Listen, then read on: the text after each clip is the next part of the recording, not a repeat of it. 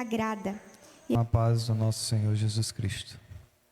Vamos meditar no texto dessa noite, Evangelho de João, capítulo 21, os versos de 20 ao 23. O título da mensagem: O Evangelho da Glória de Cristo.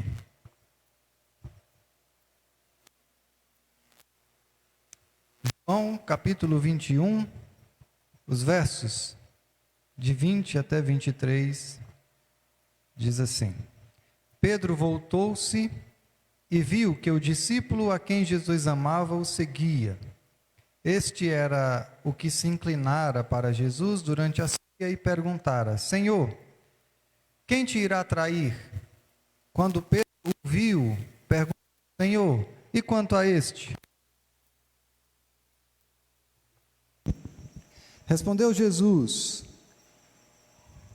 Se eu quiser que ele permaneça vivo até que eu volte, o que lhe importa? Siga-me você. Foi por isso que se espalhou entre os irmãos o rumor de que aquele discípulo não iria morrer. Mas Jesus não disse que ele não iria morrer, apenas disse: se eu quiser que ele permaneça vivo até que eu volte, o que lhe importa? Vamos orar, irmãos? Nosso Deus e Pai, muito obrigado, Senhor, pela Tua palavra. E nesse instante, meu Deus, quero te pedir que Teu Espírito Santo nos dê o discernimento, que Teu Espírito Santo, ó Pai, nos ajude, como Tua igreja, a entender a Tua palavra, a entender aquilo que foi registrado, ó Pai, mas que antes desse entendimento, meu Deus, que a Tua palavra trabalhe poderosamente em nossos corações e em nossas mentes, para que possamos viver de acordo com ela. No nome de Jesus, nós te oramos. Amém. Irmãos, nós começamos a exposição do Evangelho segundo João no dia 3 de junho de 2018. Isso quer dizer que são mais de 3 anos. Mais de 3 anos se passaram, e é claro que, apesar de termos chegado ao último capítulo desse Evangelho, nós ainda temos muita coisa a aprender com João.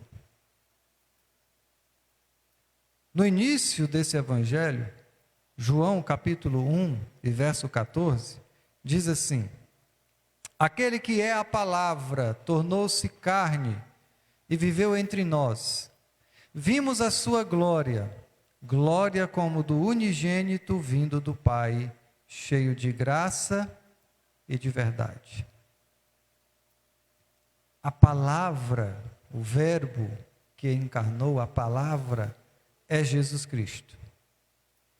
E a glória pertence somente a Jesus Cristo. Por isso, nós precisamos viver em conformidade com toda a palavra de Deus, com toda a palavra viva, para glorificar a Jesus em tudo que fazemos. O nosso texto de hoje, no Evangelho de João, apresenta uma característica, uma qualidade que a Igreja Batista Nova Vida precisa buscar com todas as suas forças, com todas as suas energias. Nós precisamos ter essa característica como o alicerce da nossa igreja. Os professores da EBD precisam se empenhar para ensinar essa característica aos seus alunos. Os pais, e eu estou incluído, precisam se esforçar para transmitir essa característica aos seus filhos. Os ministros da palavra, aqueles que pregam na igreja, precisam pregar de forma que cada membro, cada irmão, desenvolva essa característica na igreja. O texto diz, mais uma vez, que Pedro voltou-se e viu o discípulo a quem Jesus amava, estava seguindo eles. Este é João, aquele que se inclinou sobre Jesus durante a ceia para perguntar quem seria o traidor. Quando Pedro viu João, quando Pedro o viu, perguntou a Jesus: Senhor, e quanto a ele? Jesus respondeu: se eu quiser que ele permaneça vivo até que eu volte, que lhe importa? Siga-me você. E aí, João traz uma nota explicativa, que por causa dessa fala de Jesus, surgiu um boato, espalhou-se um rumor entre os irmãos, de que aquele discípulo, ou seja, João, não iria morrer.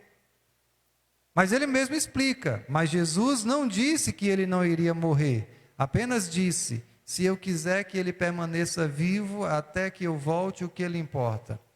Que característica tão importante tem nesse texto, que eu destaco hoje, que nós, como igreja, precisamos ter, e não podemos abrir mão. A característica a qual me refiro, irmãos, é a seguinte: nós precisamos viver em conformidade com toda a palavra de Deus. Não é só uma parte dela, não é só um pouco. Precisamos viver em conformidade com toda a palavra de Deus. Jesus olhou para Pedro e falou sobre João: Pedro, se eu quiser que João permaneça vivo até que eu volte, que lhe importa? Talvez essa resposta possa parecer um pouco grosseira para você. E disse: você, siga-me. É preciso entender, irmãos, que esse texto não é uma promessa de que o apóstolo João permaneceria até a volta de Jesus. Se, o texto tem, se fosse da vontade de Jesus, João permaneceria. Não é correto afirmar que João está por aí vivo. Ele, o Elvis Presley e o Michael Jackson. Não é? Não é correto afirmar que ele esteja vivo. Na verdade, o texto do versículo 23 diz que se espalhou entre os irmãos um rumor, um boato, uma fofoca, de que aquele discípulo não iria morrer. A Bíblia não foi entregue a nós, irmãos, para espalharmos boatos. A Bíblia não nos foi confiada para espalharmos rumores, aquilo que nós queríamos que estivesse lá, ou aquilo que nos agrada mais nela. A Bíblia nos foi dada para vivermos em conformidade com todo o seu conteúdo. E aí, o que é correto afirmar desse texto é que Pedro deveria seguir Jesus. E que Pedro deveria seguir Jesus até a morte. Na vida e na morte dos discípulos, as coisas não acontecem de acordo com os pensamentos e os ideais humanos. As coisas acontecem exclusivamente de acordo com a vontade de Deus. Irmãos, nós precisamos viver em conformidade com toda a palavra de Deus. Isso quer dizer que um simples "se" de Jesus faz toda a diferença para nós. Não podemos acrescentar e também não podemos omitir partes da Bíblia. Um "se" é importante. E aí, quando nós falamos sobre o Evangelho do nosso Senhor Jesus Cristo, nós não podemos pregar aquilo que achamos ser o melhor. Não podemos pregar somente aquilo que acreditamos que que as pessoas vão aceitar, desprezando partes da verdade. Muitos pregadores falam o que querem no púlpito e depois, tentando convencer as suas próprias consciências, simplesmente olham para o auditório, olham para as pessoas que estão ouvindo, citam o apóstolo Paulo, lá em Atos 20, diante dos pastores de Éfeso, dizendo o seguinte: portanto, eu lhes declaro hoje que estou inocente do sangue de todos.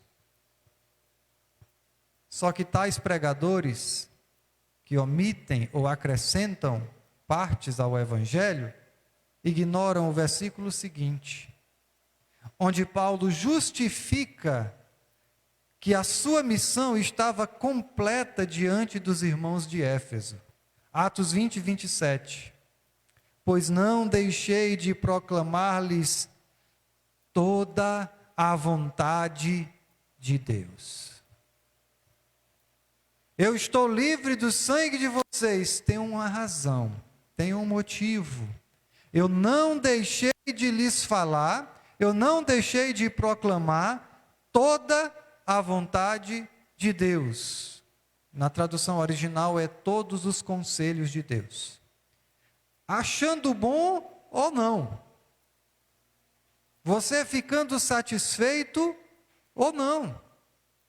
Você voltando mais uma vez ou não.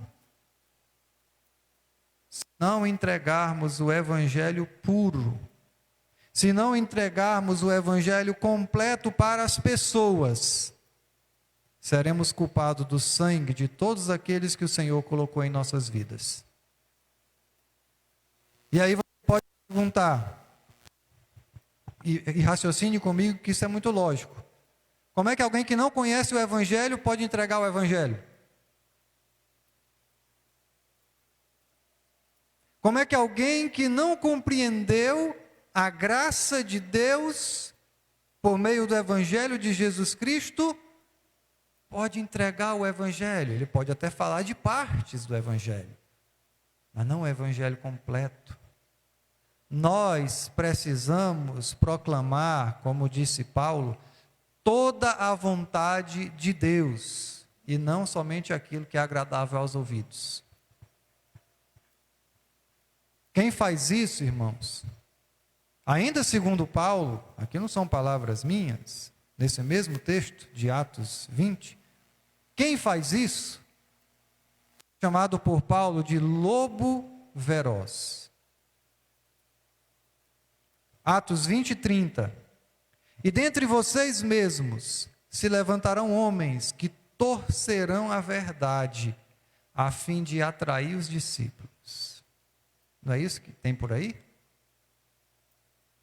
Torcem a verdade com o objetivo de atrair as pessoas.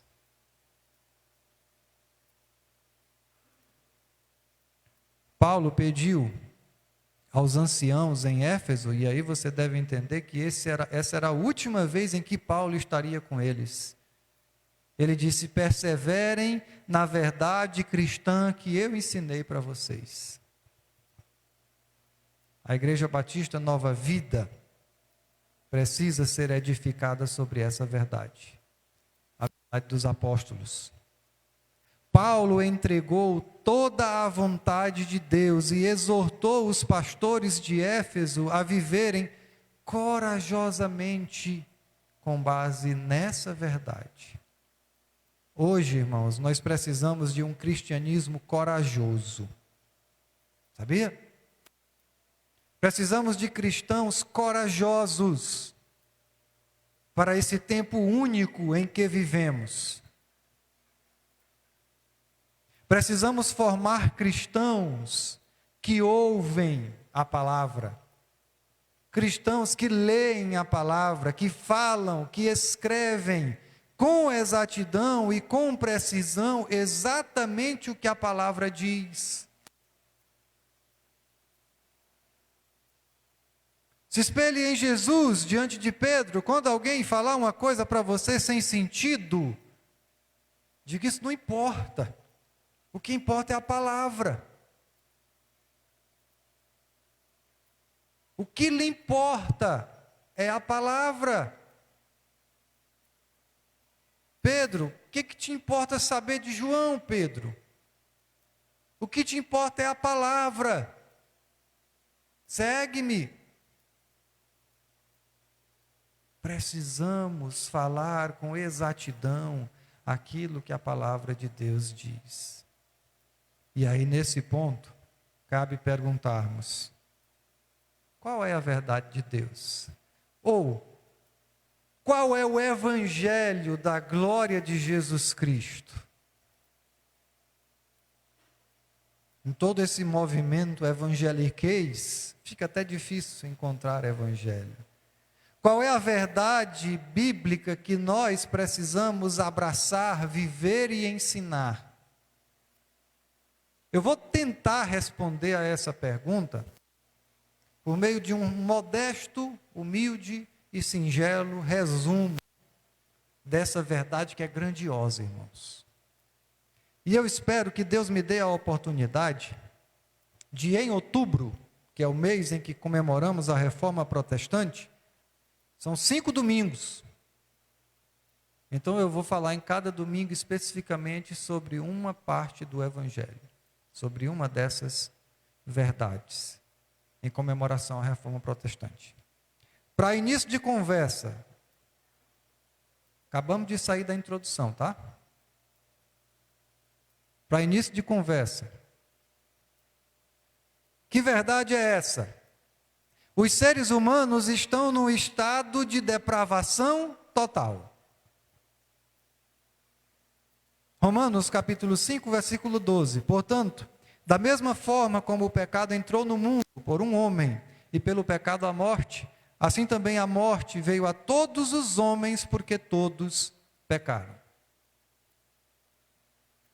Em resumo, a depravação total dos seres humanos significa que a nossa rebelião contra Deus é completa. Você tem alguma pessoa na sua vida que você se opõe a ela em tudo? Você não consegue concordar com aquela pessoa em nada. Nenhuma ideia, nenhuma ideologia, nenhum pensamento, nenhuma atitude, nada. Pois é assim que nós somos em relação a Deus. Nós não concordamos com Deus em nada. Somos totalmente rebeldes. Tudo o que nós fazemos nesta vida de rebeldia é pecaminoso. Nossa incapacidade de nos submetermos a Deus, ou nossa incapacidade de reformarmos a nós mesmos, é completa, é total, e portanto, nós somos totalmente merecedores do castigo eterno. Você precisa entender isso. Você e eu merecemos a condenação no inferno. Efésios 2:3 diz que nós, em nossa morte, éramos filhos da ira. Ou seja, estávamos sob a ira de Deus por causa da corrupção dos nossos corações. E tudo isso nos tornou mortos diante de Deus, mortos espiritualmente. Em Romanos 14:23, Paulo diz que tudo que não provém da fé é pecado. Tudo. Pastor, isso não é muito radical demais? Depravação total, quer dizer que tudo que as pessoas fazem é pecado? Irmãos, isso quer dizer que tudo que o homem faz, sem a manifestação da graça de Deus em sua vida, é pecado. Pode ser o que for, ele não faz para a glória de Deus, é pecado. E é difícil admitir que a nossa condição é tão ruim. É difícil. Eu sei disso. Se nos considerarmos bons, é aí que está o problema.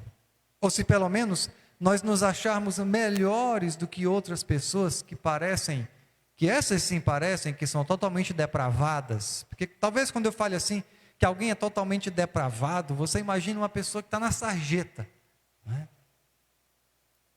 Talvez você tenha pensado numa prostituta. Talvez você tenha pensado num drogado. E deixa eu te dizer que esse pensamento é farisaico.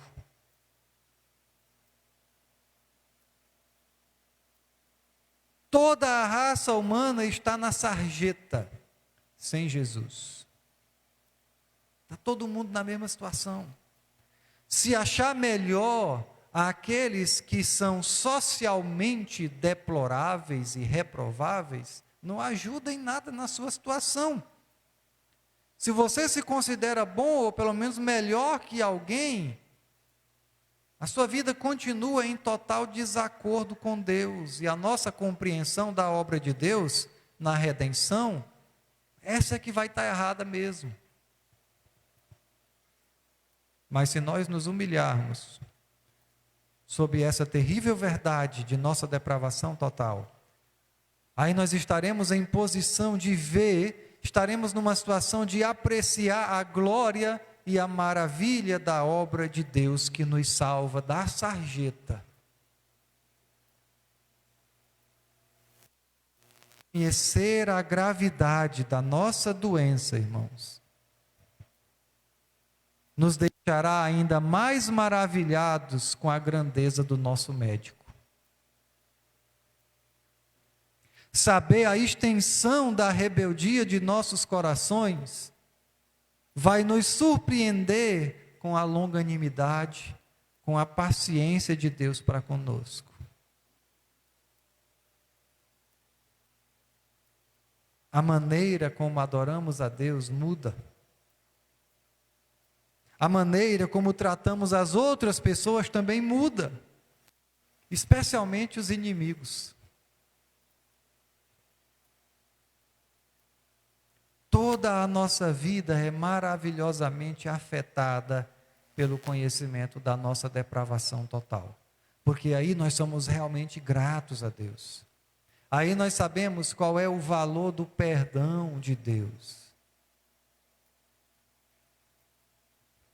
Em segundo, a menos que Deus os atraia para Jesus, todos serão condenados. Em João, capítulo 6, versículo 44, Jesus diz assim: ninguém pode vir a mim, se o Pai que me enviou não o atrair, e eu o ressuscitarei no último dia. A menos que Deus atraia, é condenação. Essa atração é obra soberana da graça de Deus, sem a qual nenhum de nós será salvo da nossa rebeldia contra o Senhor. Deus atrai decisivamente as pessoas das trevas para a luz, do pecado para a santidade, da condenação no inferno para a salvação no céu. Cristo morreu por isso. Ele foi exaltado para isso, para que todos aqueles que são atraídos a Ele pelo Pai, todos os filhos, todas as ovelhas, todos os que são da verdade, todos aqueles que o Pai dá ao Filho, são salvos por meio dessa atração. Nessa pregação do Cristo crucificado, essa que cantamos, a mensagem da cruz, é aí que Deus abre os olhos dos cegos e os ouvidos dos surdos. As ovelhas ouvem a voz do bom pastor e o seguem. Deus nos atrai para Jesus com a sua graça irresistível. Graça irresistível, pastor? O que é isso? Eu quero explicar isso e deixar bem claro que a graça irresistível, irmãos, nunca quer dizer que Deus salva as pessoas à força. A graça irresistível nunca ensinou que Deus nos força a nos arrependermos. Ora, irmãos, ninguém pode crer à força. Ninguém pode seguir a Jesus contra a sua própria vontade. Essa é uma total contradição. Crer, se arrepender e seguir sempre são atos de alguém que está disposto a isso, a menos que seja hipocrisia. A graça irresistível não arrasta os pecadores à força para o reino de Deus. O que a graça faz é transformar rebeldes em pessoas dispostas a crer. É transformar rebeldes em pessoas dispostas a se arrepender. É transformar rebeldes em pessoas dispostas a seguir a Jesus. A graça de Deus não é uma corrente que nos amarra. Ao contrário, ela é um martelo que rompe com as nossas algemas do pecado e nos liberta. Deus usa o ministério da palavra, a pregação do evangelho, para manifestar a sua graça irresistível e realizar as mudanças sobrenaturais no coração das pessoas. Eu tenho certeza que se você é um cristão, você sabe do que eu estou falando. Você sabe quando essa mudança aconteceu no seu coração. Essas mudanças trazem arrependimento e fé. Paulo escreveu em 1 Coríntios 1, 23 e 24: Nós, porém, pregamos o Cristo crucificado, o qual de fato é escândalo para os judeus e loucura para os gentios, mas foram chamados para os que foram.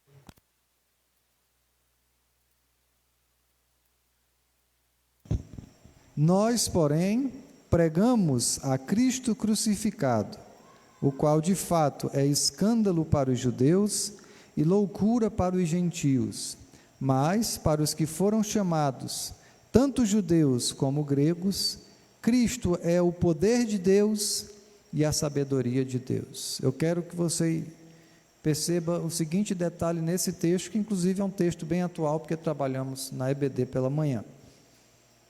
Observem os dois tipos de chamado contidos nesse texto. Existe um chamado geral, que anuncia o evangelho para todas as pessoas. Judeus e gregos aí, está englobando todo mundo, tá? Esse chamado oferece a salvação imparcial e indiscriminadamente para todos. Paulo, irmãos, pregava o evangelho para todo mundo. Chegava na cidade, ia na sinagoga, se expulsasse ele de lá, ele ia para as praças, ia para as casas, pregava para todo mundo. Mas só que Paulo também fala nesse texto de outro tipo de chamado. Ele diz que entre aqueles que ouvem, judeus e gregos, ou seja, todo mundo, existem alguns que além de ouvirem o chamado geral, são chamados de outra forma. Eles são chamados de uma forma especial. Olha o que ele diz: mas para os que foram chamados, tanto judeus como gregos, Cristo é o poder de Deus e a sabedoria de Deus. Esse é um chamado especial. Algumas pessoas são chamadas assim, dessa forma. E aí elas não consideram mais a cruz de Cristo como loucura. Não consideram mais a cruz como uma tolice, mas como sabedoria e poder de Deus para salvá-las dos seus pecados. Há alguma coisa, já viu aquela música? Alguma coisa acontece no meu coração? Alguma coisa aconteceu no coração dessas pessoas que mudou a maneira como elas viam a Jesus, como elas enxergavam Cristo. Esse é o chamado eficaz de Deus. Essa é a graça irresistível. É como o chamado de Lázaro para fora do túmulo. Jesus chamou em alta voz: Lázaro, vem para fora. Lá em João capítulo 11. E o morto veio. O morto saiu. Esse tipo de chamado, irmãos, ele cria em nós a mudança que ele espera de nós. Se esse chamado disser para você, viva, então ele cria vida. Se ele disser arrependa-se, ele cria o arrependimento. Se ele disser creia, ele cria a fé. Se ele disser siga-me, ele cria a obediência. O chamado cria em nós aquilo que exige de nós. Paulo diz que todo aquele que é chamado especialmente por Jesus, não considera mais a cruz uma loucura, mas considera a cruz como o poder de Deus para a salvação. E eu pergunto, quando foi que a cruz deixou de ser loucura para você? Ela tem que ter deixado em algum momento. Olha, esse negócio de cristianismo não faz sentido, esse negócio de evangelho não faz sentido. Quando foi que deixou de ser escândalo para você? Essas pessoas que Paulo está dizendo aqui, elas não estão vindo a Cristo, irmãos, sobre coerção. Ninguém está sendo obrigado a vir a Cristo. Eu acho engraçado que em muitas igrejas em que não se acredita na graça irresistível, lá é que tem o costume de obrigar as pessoas a vir à frente.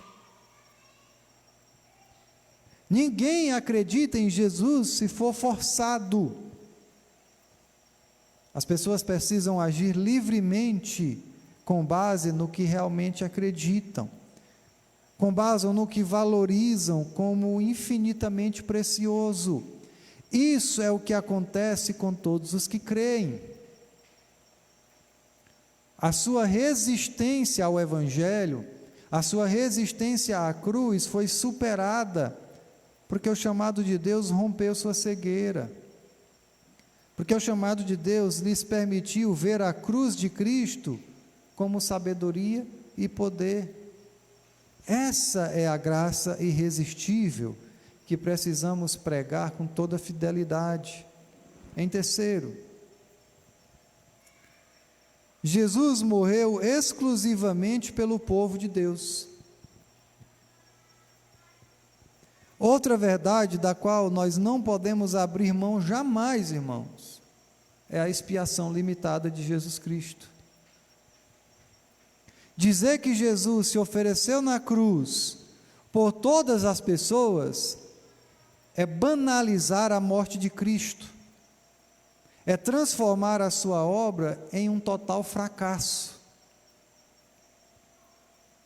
Se você é um soldado e você vai em uma missão de resgate, e o seu objetivo é resgatar 20 pessoas, se você só volta com 10, você falhou.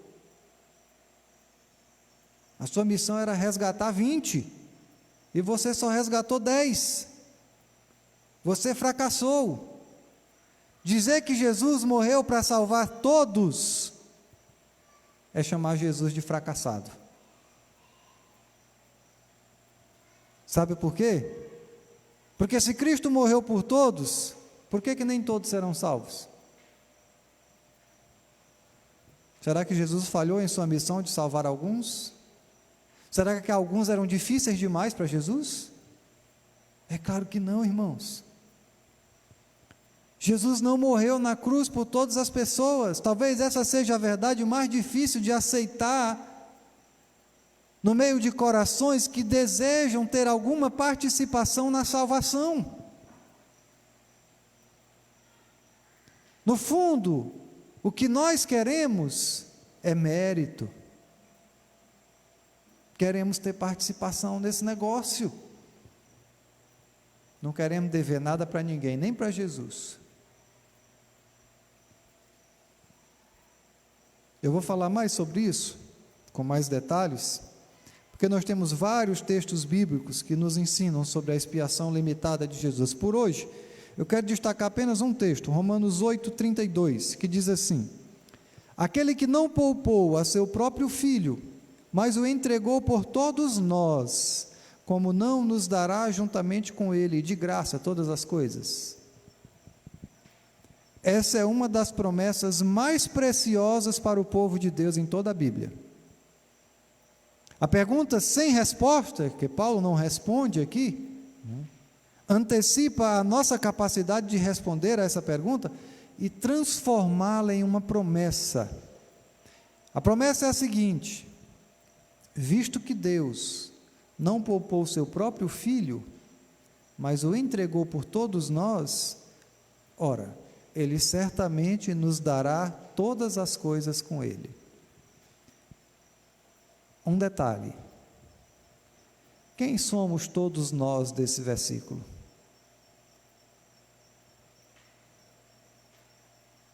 Todos nós, irmãos, é o mesmo povo dos versículos 29 e 31, que antecede o 32. O texto diz assim: pois aqueles que de antemão conheceu, também os predestinou para serem conformes à imagem de seu Filho, a fim de que seja o primogênito dentre muitos irmãos. E aos que predestinou, também chamou. E aos que chamou, também justificou. E aos que justificou, também glorificou. Que diremos, pois, diante destas coisas? Aí todo mundo vai começar a ler só a partir daqui, né? Que é isso, rapaz? Se Deus é por nós, quem será contra nós? E aí, parça, vamos sair, vamos fazer aquele assalto lá que hoje vai dar certo. Diz, rapaz, eu estou com medo desse negócio. Que é isso, rapaz? Se Deus é por nós, quem será contra nós? Está aqui, 15 quilos de maconha, pode sair para vender. Diz, rapaz, e se os homens me pegam? Diz, rapaz, você não tem fé não? Se Deus é por nós, quem será contra nós? Quem é nós, irmãos? Nós quem? Os eleitos. A razão pela qual Paulo pode fazer uma promessa tão grande para nós, promessa de que Deus infalivelmente nos dará todas as coisas com Cristo, é que aqueles a quem foi prometido são os conhecidos de antemão, são os predestinados, são os chamados, são os justificados, são os glorificados. Estes são as ovelhas, os filhos de Deus espalhados pelo mundo, que talvez ainda nem saibam que foram escolhidos para a salvação. Para essas pessoas, o apóstolo Paulo diz: a morte de Cristo é a garantia inabalável e absoluta de que vocês vão receber todas as coisas com Cristo. Essa é a maravilhosa promessa de Romanos 8, que todas as pessoas leem errado, achando o quê? Que essa promessa de receber todas as coisas com Cristo se refere a todos os seres humanos. Por isso, irmão, a partir de hoje, preste atenção, se alguém lhe disser, se Deus é por nós, quem será contra nós? Lembre de perguntar para a pessoa: nós quem, cara pálida?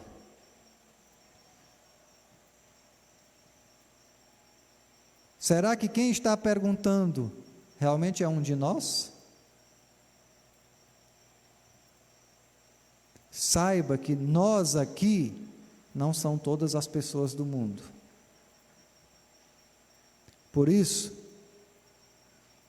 porque Deus entregou o Filho por seu povo, por nós, os conhecidos de antemão, os predestinados desde a fundação do mundo, nós recebemos tudo que Deus tem para dar em Cristo. E aí você vai dizer, então virou prosperidade agora. Que nós vamos receber todas as coisas com Cristo? Sim, mas essas coisas que Deus tem para oferecer em Cristo, fique sabendo que é perdão e salvação. Se você andar atrás de Jesus Cristo por duas coisas que não são essas, você está perdendo seu tempo. Perdão e salvação. O desígnio de Deus ao enviar o Filho não era oferecer um sacrifício, irmãos, para a salvação de todo o mundo. Era de fornecer uma garantia sólida de salvação para o seu povo escolhido. Meu grande desejo é que a Igreja Batista Nova Vida veja isso e se aprofunde na graça dessa redenção particular. Somos amados especialmente na expiação de Jesus Cristo. Nossa salvação está especialmente garantida pelo sangue de Cristo. Eu espero que pelo nome de Jesus, que você que está me ouvindo agora, seja parte do nós. Que você esteja no nós aqui. O povo escolhido de Deus não é por mérito, como já vimos antes. E que você se sinta agraciado pela substituição de Cristo Jesus. O ensinamento bíblico da expiação limitada é que Deus teve um objetivo particular para com os seus eleitos na morte de Cristo. Jesus comprou não apenas a possibilidade dos eleitos crerem e serem salvos, ele comprou a própria fé.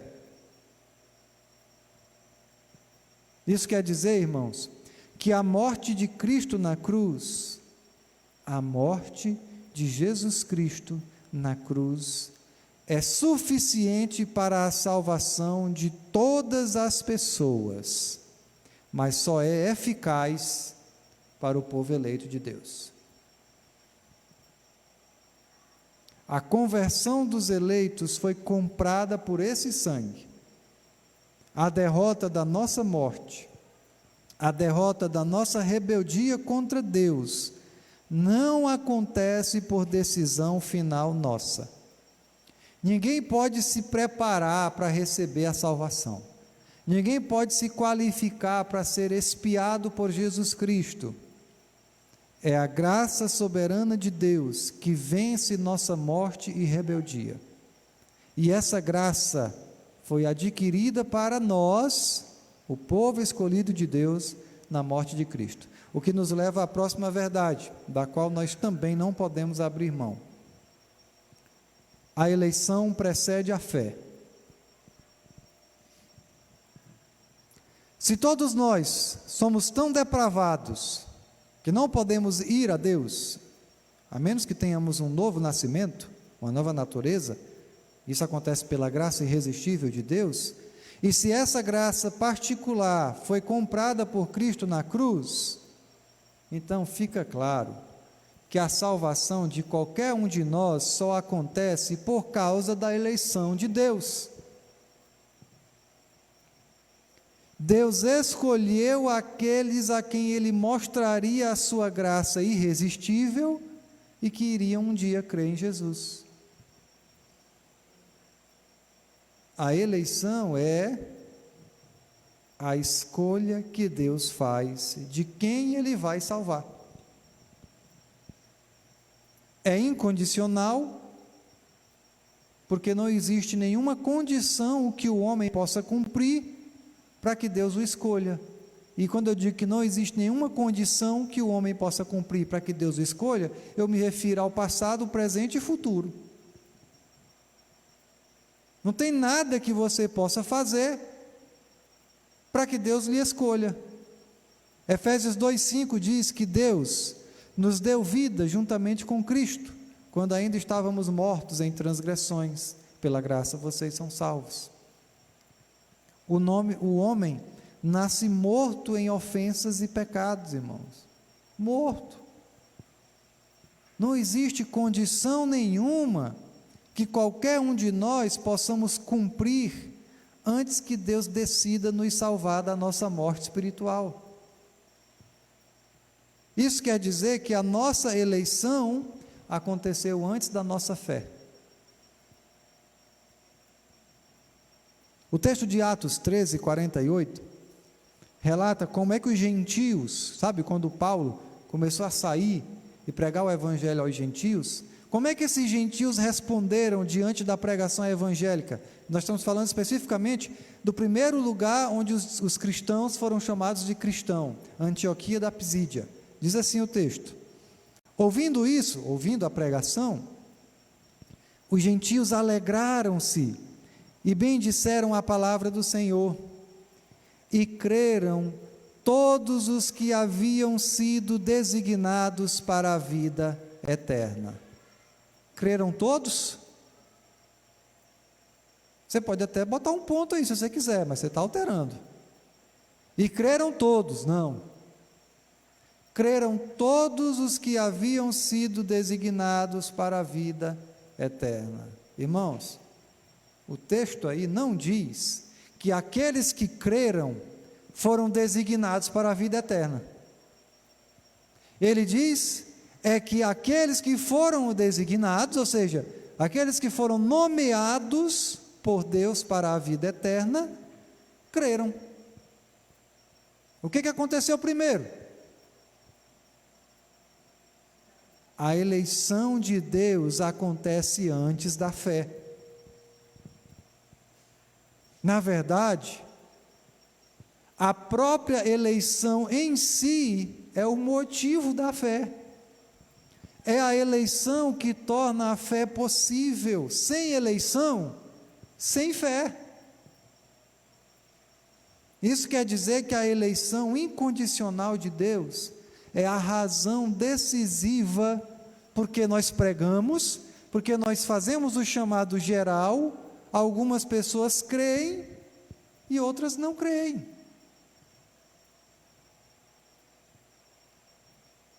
Está aqui, em Antioquia da Pisídia, todo mundo creu? Não.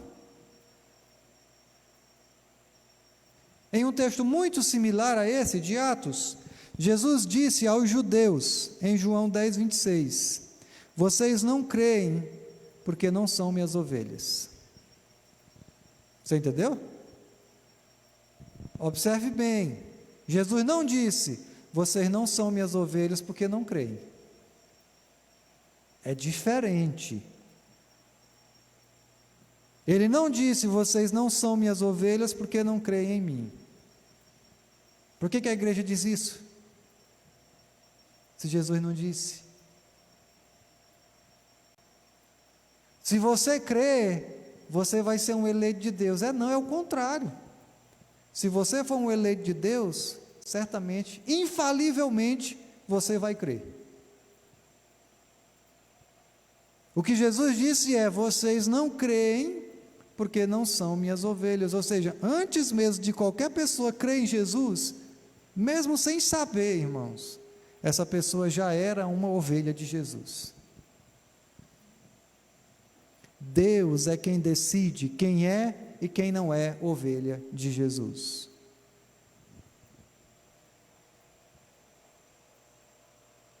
E isso é uma coisa que acontece. Isso é algo que acontece, na verdade, antes da gente nascer.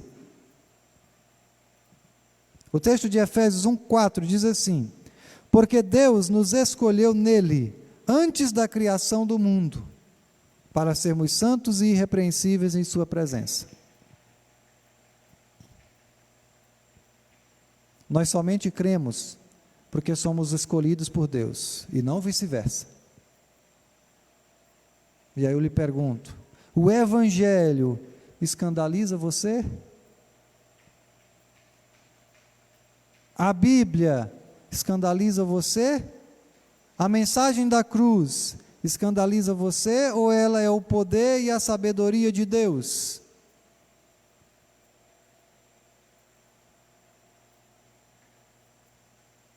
Irmãos, nós não podemos negociar a palavra de Deus. Não podemos. Não adianta tentar distorcer. Não adianta chegar, aí esse texto diz assim, mas não, peraí que não é bem assim. É assim, meu caro. É assim que a Bíblia diz. Vamos ao último ponto. Aqueles que creem estão eternamente seguros. Eu estou falando aqui da perseverança dos santos. O povo escolhido de Deus perseverará até o fim e não se perderá jamais. Os conhecidos de antemão, os predestinados, os chamados, os justificados, os glorificados, não se perderão jamais. Ninguém nesse grupo será perdido. Pertencer a esse povo, irmãos, é estar eternamente seguro, porque a eleição de Deus não pode ser anulada, não pode ser desfeita. É por isso que nós acreditamos na segurança eterna dos eleitos. Mas preste atenção, cuidado. Cuidado para não escorregar. A segurança eterna é para os eleitos. Não é para os membros, não é para os congregados, não é para os que dão ofertas, não é para os que têm ministério, é para os eleitos. Não é para pecadores que querem se enganar vivendo uma vida de pecado dentro da igreja. Ovelha de Jesus Cristo não se conforma com o pecado. Peca, mas não se conforma com o pecado, nem com o seu pecado em primeiro lugar, e tem que olhar primeiro para o seu, e nem com o pecado do seu irmão. A verdade bíblica inegociável é que Deus trabalha para que aqueles a quem Ele escolheu para a salvação eterna sejam capacitados a perseverar na fé até o fim, e viver pelo poder do Espírito Santo em novidade de vida. Não é o mesmo que viver pecando sem arrependimento e dizer que está salvo porque um dia foi em uma igreja e lá, vou abrir aspas, fez uma decisão por Cristo, fecha aspas.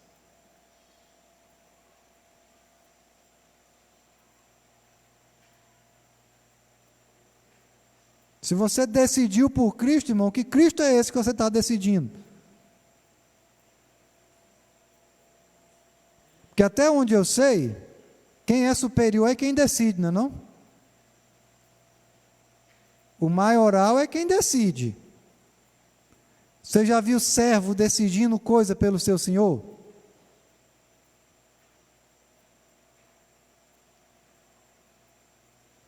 Jesus disse em João capítulo 10, versos de 27 a 29, as minhas ovelhas ouvem a minha voz, eu as conheço, e elas me seguem. Eu lhes dou a vida eterna, e elas jamais perecerão. Ninguém as poderá arrancar da minha mão. Você quer meio termo? Jesus não tem meio termo, tá? Ninguém. Quem é ninguém, irmãos? Ninguém é ninguém. Ninguém, isso quer dizer que nem você, porque você é alguém. Tá? Aí você vai dizer assim, não, Jesus disse que ninguém, mas você pode. Como assim? Ninguém pode arrancar as ovelhas das mãos dele, só a própria ovelha pode. Ele não falou isso. Ninguém as poderá arrancar da minha mão. Meu Pai, olha a superioridade de quem decide. Meu Pai que as deu para mim é maior que todos. Então, para que alguém, para que uma ovelha de Jesus Cristo se perca, ou ela, ou quem a fez se perder, tem que ser maior que Deus. Porque o argumento de Cristo está na superioridade do Pai. O Pai é maior do que todos, e foi Ele que deu as ovelhas para mim, por isso, ninguém as pode arrancar da mão de meu Pai. E agora? Como é que fica?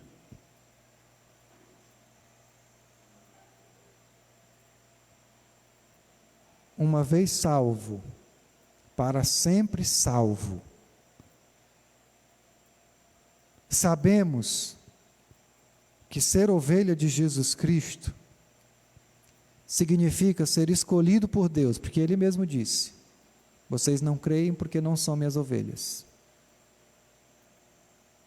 É ser chamado pelo Filho de uma forma toda especial.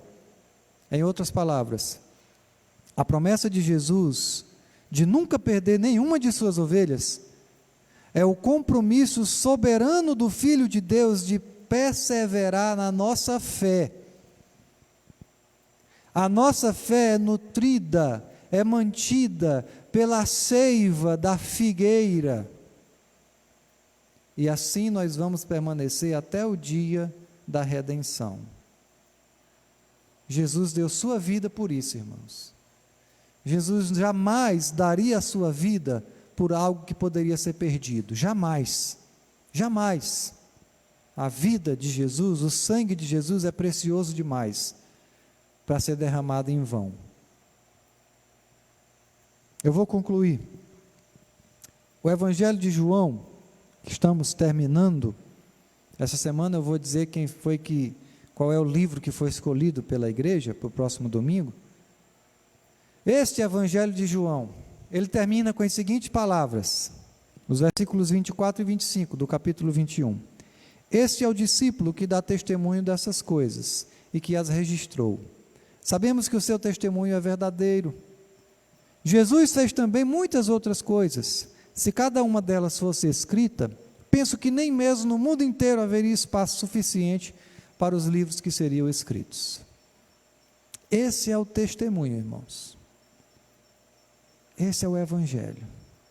O Evangelho puro, o Evangelho da glória do nosso Senhor Jesus Cristo. O poder de Deus para a salvação daqueles que creem. Nós precisamos nos apegar a esse Evangelho. Precisamos conhecê-lo. Precisamos viver em conformidade com toda a palavra de Deus. Mas como eu falei em uma pastoral nessa semana que passou, que a irmã Bárbara até fez uma arte bem bonita sobre essa pastoral, você e eu precisamos de coragem, se quisermos servir ao Senhor fielmente em uma cultura pós-cristã.